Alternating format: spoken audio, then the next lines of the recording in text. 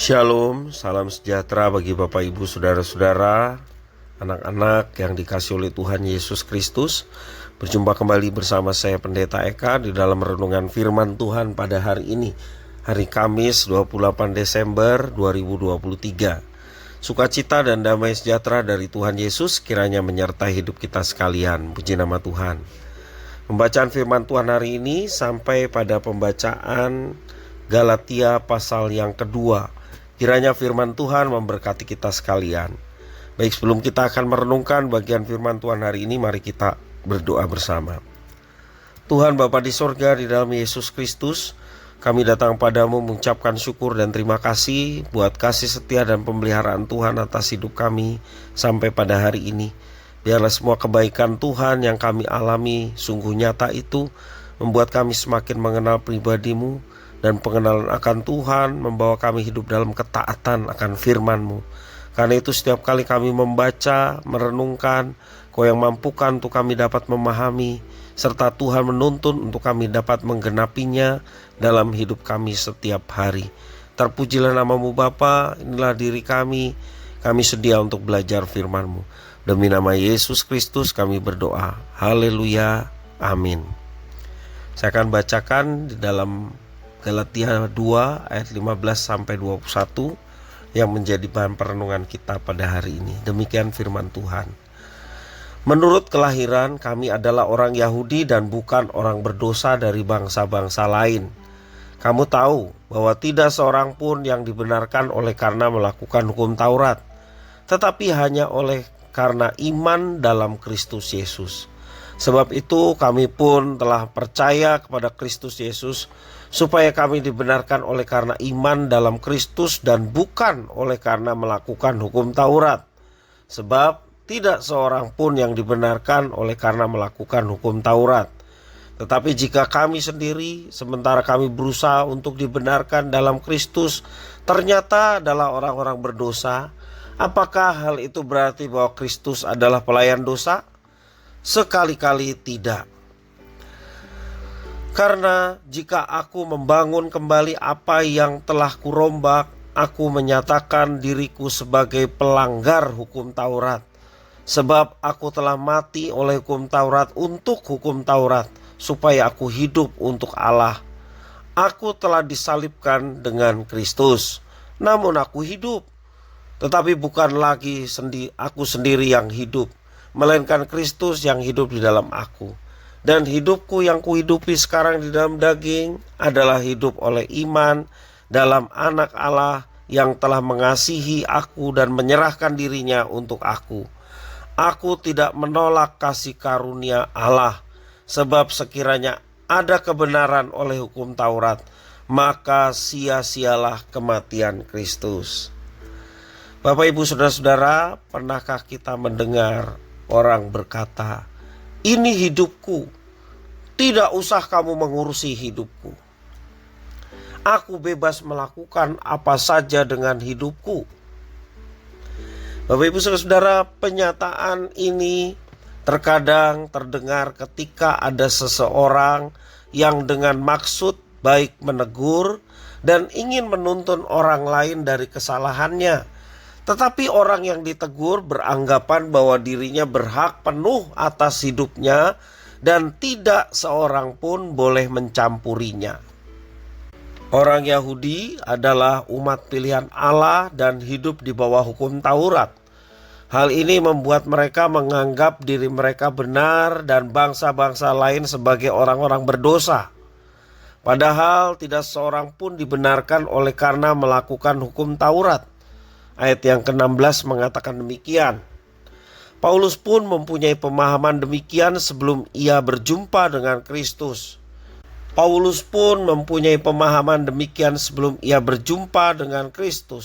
Tetapi karena imannya kepada Kristus yang telah mengasihi dan menebusnya, Paulus dibenarkan dan mendapat hidup, padahal seharusnya ia mati karena dosa-dosanya.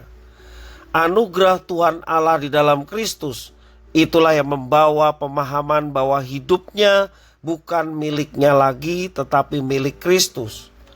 Kristuslah pemimpin dalam hidup Paulus, sehingga selayaknya ia tunduk dan taat kepada Kristus. Karena itulah Paulus setia pada panggilan sebagai Rasul Kristus sampai akhir hidupnya, walaupun penuh dengan tantangan dan penderitaan. Bapak, Ibu, saudara-saudara yang dikasihi oleh Tuhan, sebagai anak-anak Tuhan, mungkin terkadang kita lalai sehingga kita hidup sembarangan saja dan hanya memuaskan keinginan dan hawa nafsu kita sendiri. Tetapi firman Tuhan telah menyatakan kepada kita di dalam 1 Korintus pasal 6 ayat 20, sebab kamu telah dibeli dan harganya telah lunas dibayar, karena itu muliakanlah Allah dengan tubuhmu. Kita sudah dibeli oleh Kristus. Artinya tubuh kita dan seluruh hidup kita milik Kristus. Kita sesungguhnya tidak punya hak sedikit pun menggunakan tubuh kita, menggunakan hidup kita untuk kemauan kita sendiri. Kita tidak punya hak sesungguhnya. Kalau kita sudah percaya Yesus, kita meyakini penebusan dari Kristus, kita sudah dibeli oleh Kristus sepenuhnya. Hidup kita dan tubuh kita penggunaannya adalah hak Kristus. Bapak, Ibu, saudara-saudara yang dikasihi oleh Tuhan, memang Kristus tidak pernah memaksa. Kalaupun dia sudah membeli tubuh kita, sehingga tubuh kita harus kita persembahkan kepada Kristus, dia tidak pernah memaksa. Implementasinya, dia tidak pernah memaksa kita untuk pelayanan. Dia tidak pernah memaksa untuk kita berjerih lelah melakukan apa yang dikehendaki olehnya. Dia tidak pernah memaksa. Yang dia inginkan adalah kita sadar sepenuhnya bahwa kita sudah ditebus dengan harga yang sangat mahal, yakni nyawa dan darah Yesus untuk membeli kita.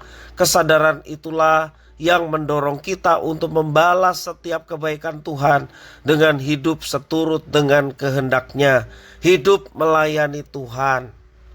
Tuhan tidak pernah memaksa, tetapi yang Tuhan inginkan adalah kita menyadarinya. Dan kesadaran bahwa hidup dan tubuh kita ini sudah dibeli, bayar lunas oleh darah Yesus. Itulah yang mendorong kita untuk melayani Dia, mempersembahkan tubuh yang sudah dibeli ini dengan hidup sesuai dengan rencana dan kehendaknya. Bapak, Ibu, saudara-saudara, marilah kita menundukkan diri kepada Tuhan, menundukkan hidup kita kepada Kristus sebagai Tuhan kita yang berkuasa dan memiliki kita. Bersedialah untuk mendengar setiap perkataan firman-Nya. Bersedialah juga untuk ditegur tak kala kita sudah menyimpang dan salah. Bersedialah untuk mengikuti apa yang dikehendakinya. Dan dengan demikian hidup dan tubuh kita memuliakan Tuhan karena ketundukan kita kepada Kristus. Kiranya firman Tuhan memberkati kita sekalian. Mari kita berdoa. Terima kasih Tuhan atas firman-Mu. Mampukan kami untuk memahami akan penebusan di dalam Yesus Kristus yang telah membeli hidup kami dan tubuh kami dengan lunas, sehingga kami terbebas dari tuntutan hukuman dosa dan kami dibebaskan.